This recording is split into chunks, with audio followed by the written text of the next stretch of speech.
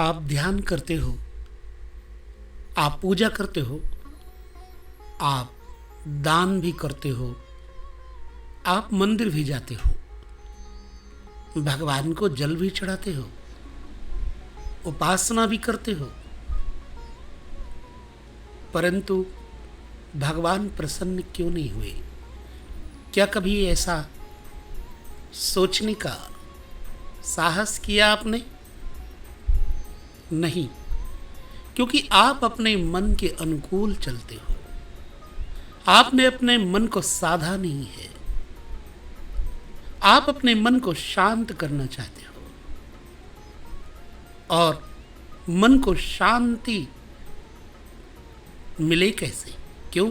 क्योंकि आपका नियम नहीं ठीक है, आपका कर्तव्य गिर चुका है। आप चाहे बच्चे हो, चाहे बूढ़े हो, चाहे जवान हो, स्त्री हो या पुरुष हो, सबसे पहले आप एक मनुष्य हैं। और मनुष्य जीवन का प्रथम चरण आपने पूरा किया क्या? आपने जिन माता पिता से जन्म लिया है, क्या कभी उनको प्रसन्न किया? माता पिता के पैर छुए, माता पिता के चरण दबाए? नहीं ना। माता पिता के किए हुए उपकारों को आपने कभी याद किया क्या? जब आप बड़े हो जाते हो तो आप कहते हो मेरे साथ आपने किया क्या है?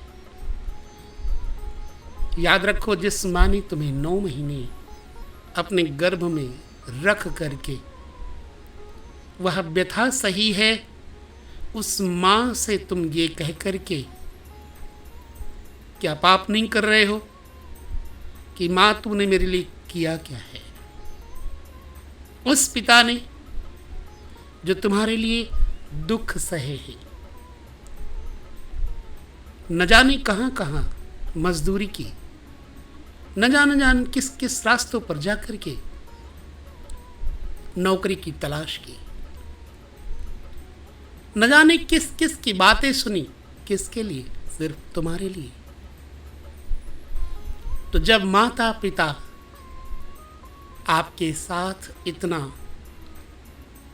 कुछ कर चुके, फिर तुम उनसे पूछते हो कि मेरे लिए किया क्या है? माता पिता के हृदय को दुख होता है। और फिर तुम जाते हो मंदिर में, भगवान शिव को पंचामृत से स्नान कराते हो, दूध चढ़ाते हो, दही चढ़ाते हो, गंगा जल चढ़ाते हो, दीपक जलाते हो, धूप जलाते हो। क्यों? क्योंकि भगवान बोलते नहीं, इसलिए वो भगवान है। क्या रामचरितमानस के सूत्र तुमने कभी पढ़े? भगवान राघव, भगवान राम जब बचपन में थे तो सबसे पहले उठ करके क्या करते थे? माता पिता के, गुरुजनों के चरण स्पर्श करके उनका आशीर्वचन लेते थे। मानस में लिखा है, बालकांड में देखें, प्रातः काल उठी कै रघुनाथा, मात पिता गुरु नावहि माथा।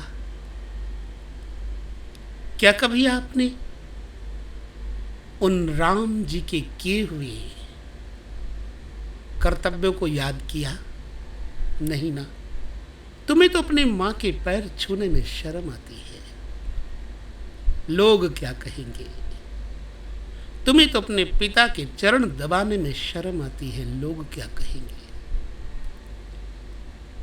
तो अब भगवान को प्रसन्न करने के लिए तुम्हारा प्रयास विफल हो रहा है, तो तुम हताश क्यों होते हो? क्यों निराश होते हो? भगवान नहीं प्रसन्न होंगे। क्यों? क्योंकि भगवान का एक साकार विग्रह है माँ के स्वरूप में। वो जगत माता अपने अंश से जगत धात्री बनकर के, तुम्हारी माँ बनकर के तुम्हारे लिए भोजन बनाती है, तुम्हारे लिए सर्दी में पानी गर्म करती है, तुम्हारे लिए दवाई रात रात उठ कर के बनाती है, देती है, कपड़े धोती है तुम्हारे और तुमको सजाती है, संवारती है, तुम्हारे बालों को कंघी करती है, तुम्हारे बालों में तेल लगाती है, और जब तुम्हारा सर दर्द होने लगता है तो वही माँ तुम्हारा सर दबाने लगती है, क्योंकि माँ कोमल होती है। माँ का हृदय बच्चे के लिए दयार्द होता है।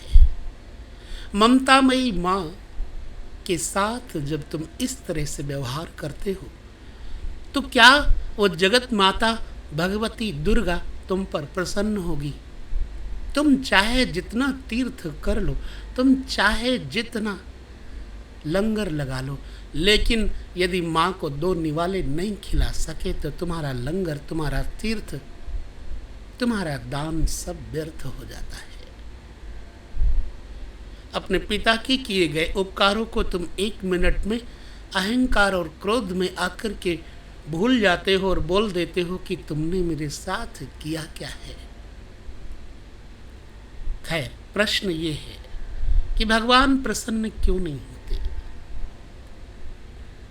इसीलिए नहीं होते कि तुमने भगवान को प्रसन्न करने से पहले वाली शर्तें पूरी की। अगर पूरी की होती तो भगवान तो प्रसन्न हो जाते हैं। भगवान के लिए तुम 40-40 दिन चलिया करते हो, पैदल यात्रा करते हो, और फिर भगवान से कहते हो कि मुझे बीए पास करवा दो। लेकिन याद रखो, बीए में जो तुम्हारी पढ़ाई का खर्चा वो किस ने उठाया? भगवान रूपी पिता ने उठाया, पिता रूपी भगवान ने उठाया, माता ने उठाया। अब भगवान के पास चलिया जाकर करोगे तो संभवतः भगवान मुकर जाए। थोड़ा सा परिश्रम करो और अपने माता पिता का सम्मान करके देखो, भगवान शीघ्रतम प्रसन्न हो जाते हैं और तुम्हारी इच्छा, तुम्हारी अभिलाषा पूर्ण कर देते हैं, है ना? अपने परिवार के उन सदस्यों के साथ जब बैठो तो मर्यादा पूर्ण वर्ताव रखो। ध्यान रखो छोटी छोटी बातों में कोई भूल न हो जाए, मुझसे कोई खफा न हो जाए, मेरे बड़े बुजुर्गों का अपमान न हो जाए, मेरे बड़े भाई का अपमान न हो जाए। धर्म अमूर्त है, लेकिन धर्म मूर्त भी है। धर्म मूर्त होकर के बड़ा भाई बन के आता है, धर्म ही मूर्त होकर के पिता बनकर आता है। धर्म कोई और नहीं है, साक्षात भगवान श्री हरि है। याद रखो, अपने भाई बंधुओं को भूखा छोड़ करके तुम सदा व्रत, लंगर लाख लगाओ, लाख धर्म करो, लेकिन तुम शांत नहीं हो सकते। तो भगवान को प्रसन्न करने से पहले वाली शर्तें, पहले वाली कक्षाएं अगर तुमने पूर्ण कर ली होती तो भगवान प्रकट होने में देर नहीं लगाते।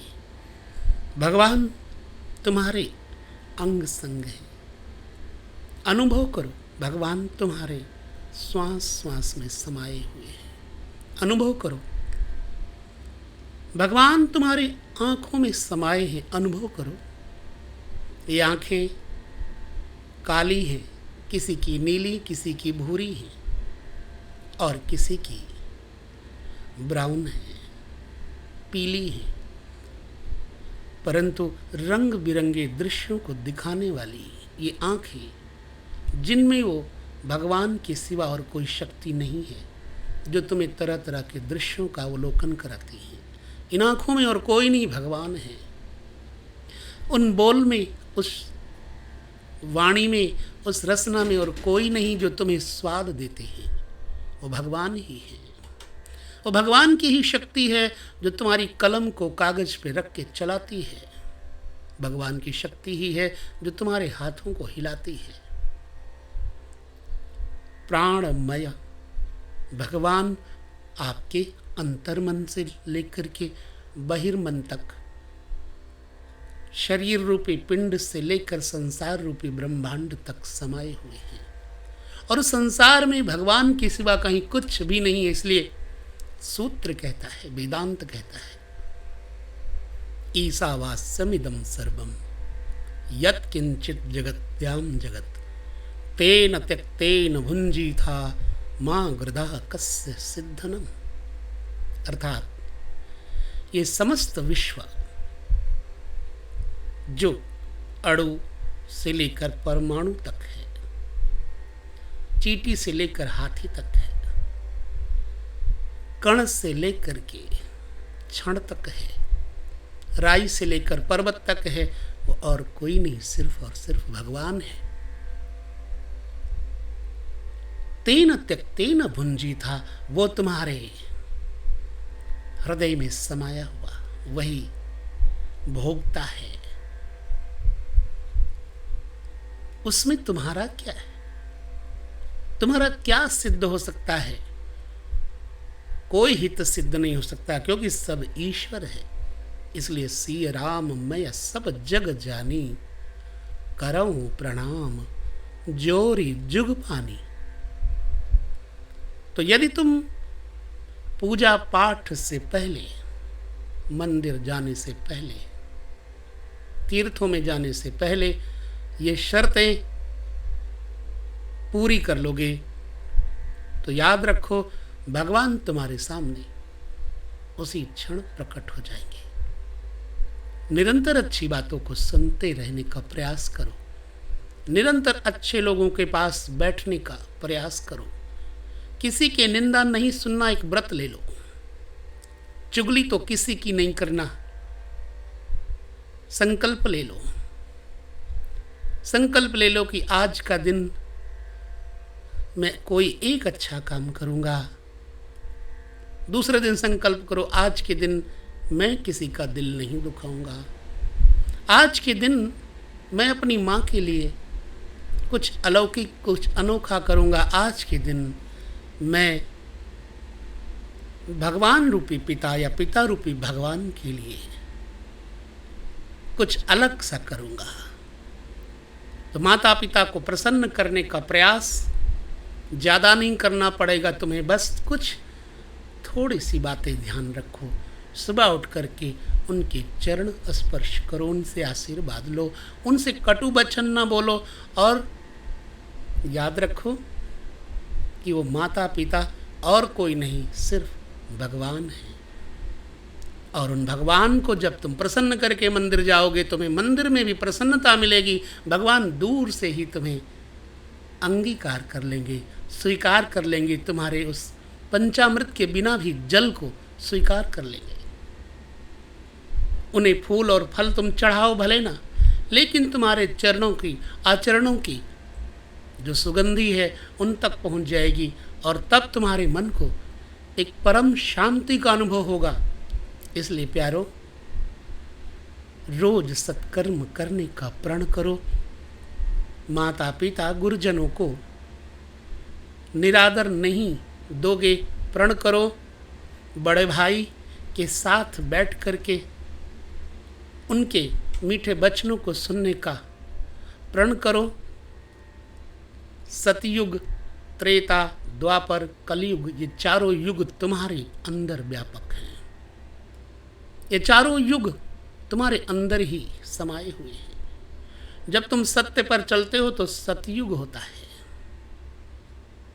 जब तुम दया, धर्म और मृदुता के साथ चलते हो तो त्रेता होता है। जब तुम धर्मो रक्षत रक्षिता, धर्म की रक्षा के लिए 2 कदम चल करके आगे बढ़ते हो, संकल्प किए हुए अच्छे कामों को करते हो, तो द्वापर होता है। न त्रयीति न द्वापरयति। और हाँ, याद रखो, कलयुग कहीं नहीं है, कलयुग तुम्हारे कलेजे में व्यापक है।